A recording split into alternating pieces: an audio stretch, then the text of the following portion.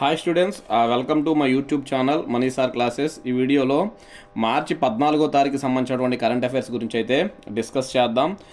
చాలామంది చూస్తున్నారు, నేను ప్రతి వీడియోలో చెప్తానే ఉన్నా, చిన్న లైక్ చేయమంటున్నా, నేను మిమ్మల్ని ఏం చేయమన్నట్లా.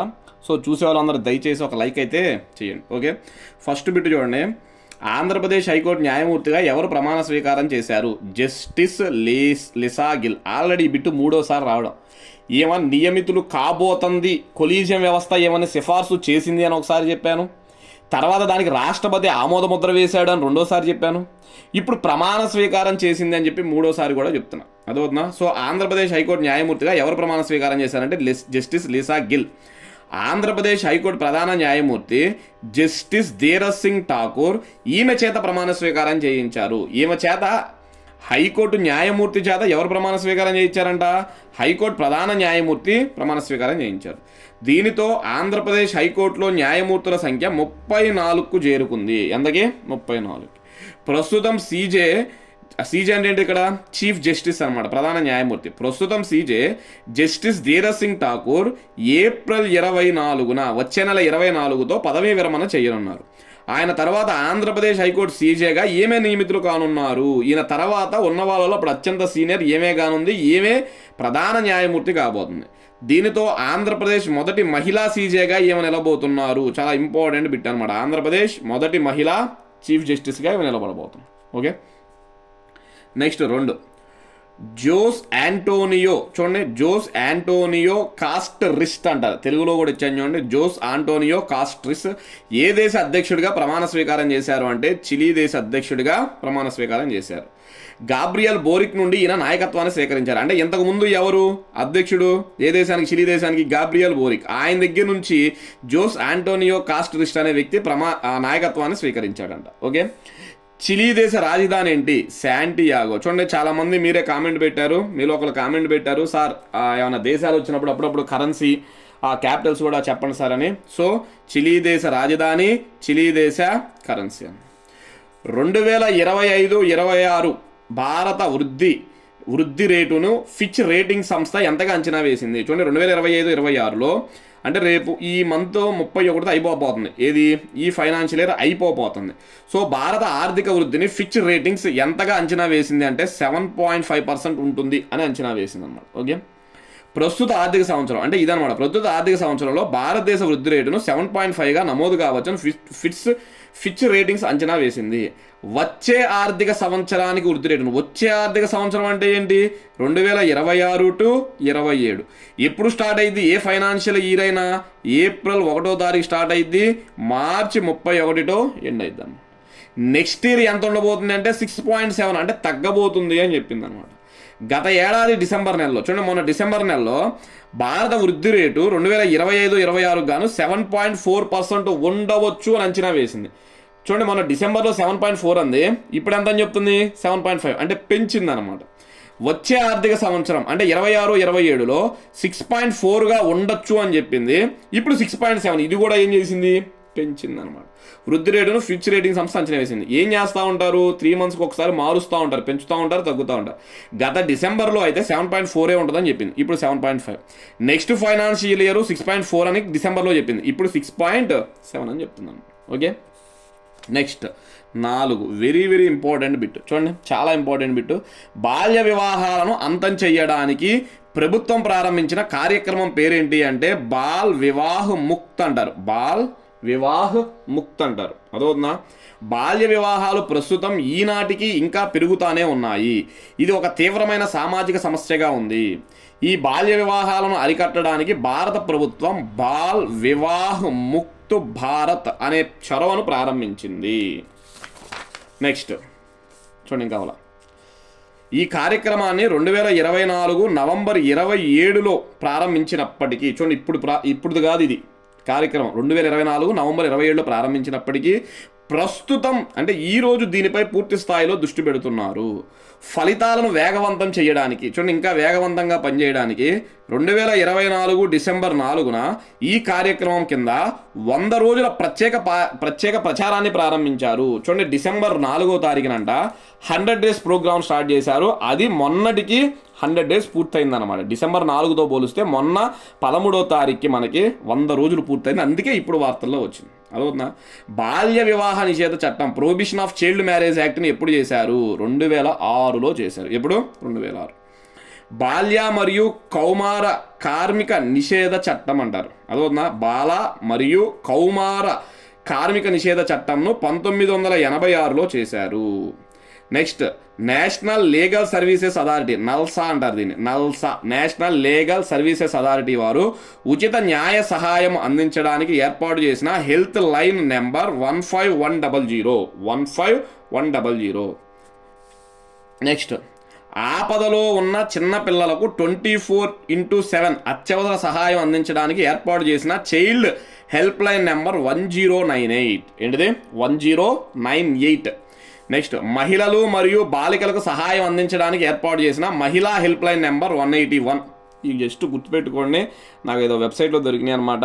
సో ఇవన్నీ కూడా మీకు అయితే దాని ద్వారా తీసుకొచ్చాను. ఓకే, నెక్స్ట్ దాని తర్వాత చూడండి 5వ bit, international day of mathematics day. International day of mathematics ఏంటిది? ఇంటర్నేషనల్ డే ఆఫ్ మ్యాథమెటిక్స్, అంతర్జాతీయ గణిత దినోత్సవం ఏ రోజు అంటే మార్చి 14. ఎప్పుడు? మార్చి 14. మ్యాథ్స్ ఉపయోగాల గురించి ప్రజలకు తెలియజేసే లక్ష్యంతో ఏటా మార్చి 14న అంతర్జాతీయ గణిత దినోత్సవాన్ని నిర్వహిస్తున్నారు.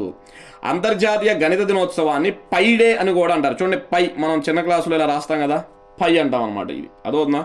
అంతర్జాతీయ గణిత దినోత్సవాన్ని పై డే అని కూడా పిలుస్తారు. పై అనేది ఒక ప్రాథమిక స్థిరాంకం. ఇది వృత్తం చుట్టుకొలత దాని వ్యాసానికి నిష్పత్తిని సూచిస్తుంది. చూడండి, మనకు సర్కిల్కి సంబంధించి πr² 2πr చదువుకుంటాం కదా, అదనమాట. ప్రాచీన గ్రీకు గణిత శాస్త్రవేత్త ఆర్కిమెడిస్, ఆయన పేరు గుర్తుపెట్టుకోండి, ఆర్కిమెడిస్ పై విలువను 22/7 మ్యాక్స్ వచ్చింది అనమాట మనకి. 22/7 లేదా 3.14గా నిర్వచించారు. మరి 2026 యొక్క international day of mathematics theme ఏంటి అంటే మ్యాథమెటిక్స్ అండ్ హోప్ అనమాట. ఏంటిది? మ్యాథమెటిక్స్ అండ్ హోప్ అనేది థీమ్ అనమాట. నెక్స్ట్ దాని తర్వాత చూడండి 6వ బిట్, ఎలివేటెడ్ పాండు పోర్ట్ క్యారిడార్ను ఎవరు ప్రారంభించారు? చూడండి, ఎలివేటెడ్ పాండు పోర్ట్ క్యారిడార్ను ఎవరు ప్రారంభించారు అంటే ప్రధాని మోడీ గారు ప్రారంభించారు. ప్రధాని నరేంద్ర మోడీ అస్సోంలోని గౌహతిలో ఎలివేటెడ్ పాండు పోర్ట్ క్యారిడార్ను ప్రారంభించి జాతికి అంకితం చేశారు. ఎక్కడ? అస్సోంలోని గౌహతిలో. అస్సోం రాష్ట్రంలో 526 కోట్ల జలమార్గ ప్రాజెక్టులను ప్రధాని మోడీ ప్రారంభించారు. పాండు పోర్టును మరియు జాతీయ రహదారి 27ను, ఈ పోర్టును ఈ నేషనల్ హైవేను అనుసంధానించే ఈ ఎలివేటెడ్ పోర్ట్ క్యారిడార్, అదవుతుందా? దాన్ని అనుసంధానించేదే ఈ ఎలివేటెడ్ పోర్ట్ క్యారిడార్. అస్సోం రాజధాని ఏంటి? దిస్పూర్. ఏంటిది? అస్సోం రాజధాని దిస్పూర్. నెక్స్ట్, అస్సోం ముఖ్యమంత్రి ఎవరు? చూడండి, అస్సోం ముఖ్యమంత్రి హిమంత బిశ్వ శర్మ అంటారు. హిమంత బిశ్వ శర్మ. ఎప్పుడు? ఆయన 2021లోనే వచ్చాడు. అస్సోం గవర్నర్ శ్రీ లక్ష్మణ్ ప్రసాద్. ఎవరు? శ్రీ లక్ష్మణ్ ప్రసాద్. అస్సోం రాష్ట్ర హైకోర్టు ప్రధాన న్యాయమూర్తి జస్టిస్ అశుతోష్ కుమార్ 2024లో వచ్చారు. అదొక లేటెస్ట్గా వచ్చిన వాళ్ళు అయితే చదువుకోండి. ఇవాళ NTPC ఎగ్జామ్లో కర్ణాటక గవర్నర్ మీద ఏదో బిట్ అయితే వచ్చిందంట. నేను 2 days బ్యాక్ దాంట్లోనే కర్ణాటక సంబంధించి సిద్ధిరామయ్య గురించి చెప్పేటప్పుడు కర్ణాటక గవర్నర్ ఎవరు, కర్ణాటక రాష్ట్రపతి ఎవరు, ఇవన్నీ కర్ణాటక ముఖ్యమంత్రి ఎవరు, కర్ణాటక చీఫ్ జస్టిస్ ఎవరు చెప్పాను. అక్కడ ఒకసారి ఉంటాయి, చూసుకోండి. Okay, next 7, global conference on women in agri food system. దీన్నే సింపుల్గా GCWAS అంటారు. అదవుతుందా? గ్లోబల్, చూడండి, G అంటే global conference on women in agri food system 2026 ఎక్కడ జరిగింది అంటే న్యూఢిల్లీలో జరిగిందన్నమాట. ఓకే, ఉమెన్స్ అంటున్నారు, మహిళలకు సంబంధించి. రాష్ట్రపతి ద్రౌపది ముర్ము న్యూఢిల్లీలో జరిగిన global conference on women in agri food సిస్టంలో ప్రసంగించారు. వ్యవసాయ ఆహార వ్యవస్థలలో మహిళల పాత్రపై జరిగిన ప్రపంచ సదస్సు ఇది. చూడండి, మహిళల పాత్ర వ్యవసాయానికి సంబంధించి. ఓకే, వ్యవసాయంలో మహిళల భాగస్వామ్యాన్ని బలోపేతం చేయడం మరియు వ్యవసాయ ఆహార రంగంలో లింగ సమ్మిళిత అభివృద్ధిని ప్రోత్సహించడంపై ఈ సమావేశం దృష్టి పెడుతుంది. అందరూ ఒకటే అన్న భావన తీసుకురావడానికే దీన్ని ప్రారంభం.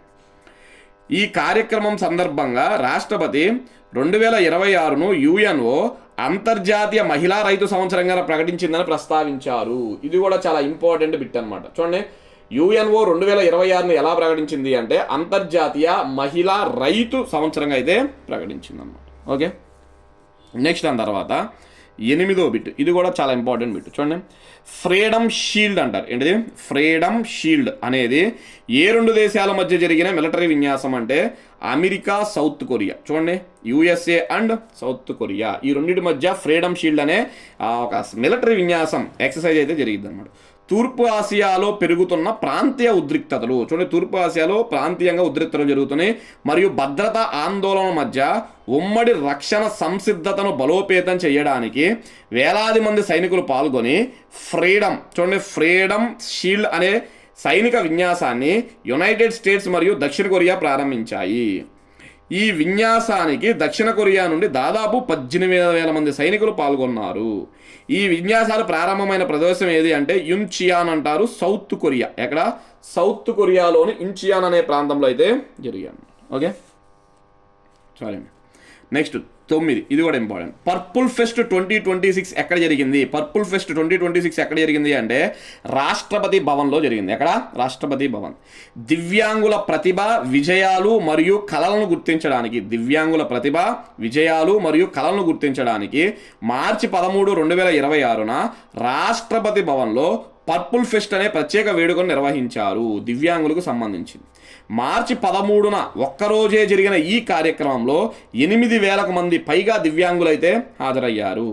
ఈ కార్యక్రమం రాష్ట్రపతి ద్రౌపది ముర్ము చేతుల మీదుగా జరిగింది. ఓకే, నెక్స్ట్ దాని తర్వాత లాస్ట్ బిట్ చూడండి, 10వది. అంతర్జాతీయ యోగా దినోత్సవం ఏ రోజున? జూన్ 21. అదేంటి సార్ ఎప్పుడో జూన్ ఇప్పుడే మార్చిలో చెప్తున్నారంటే వార్తల్లో వచ్చింది. ఎందుకు వచ్చిందో చూడండి. International yoga day June 21. ఈ ఏడాది 12వ అంతర్జాతీయ యోగా దినోత్సవంకి 100 రోజుల కౌంట్ డౌన్ ప్రారంభమయ్యింది. చూడండి, ఇంకా 100 రోజులే ఉందంట. ఎన్ని రోజులు? 100 రోజులే. 100 రోజుల కౌంట్ డౌన్ సందర్భంగా న్యూఢిల్లీలో యోగా మహోత్సవ్ 2026 అనే కార్యక్రమం నిర్వహించారు. ఎక్కడ? న్యూఢిల్లీలో యోగా మహోత్సవ్ 2026 అనే కార్యక్రమాన్ని ప్రారంభించారు. ఈ ఏడాది 12వ అంతర్జాతీయ యోగా దినోత్సవం జరగనుంది. మొట్టమొదటి యోగా దినోత్సవాన్ని 2015లో నిర్వహించారు. అదవుతుందా? సో మనకి ఇంకా 100 days ఉందంట జరగడానికి. దానికి సంబంధించి ఇప్పుడే అయితే వార్తల్లో వచ్చిందన్న. ఓకే, ఇవి స్టూడెంట్స్ ప్రధానంగా మార్చి 14వ తారీఖుకి సంబంధించినటువంటి కరెంట్ అఫైర్స్. మళ్ళీ 15వ తారీఖు వీడియోతో అయితే మీ ముందుకు వస్తా. అందరు నేను అడుగుతున్న ఒక్కటే చిన్న లైక్ అయితే చేయండి. Thank you.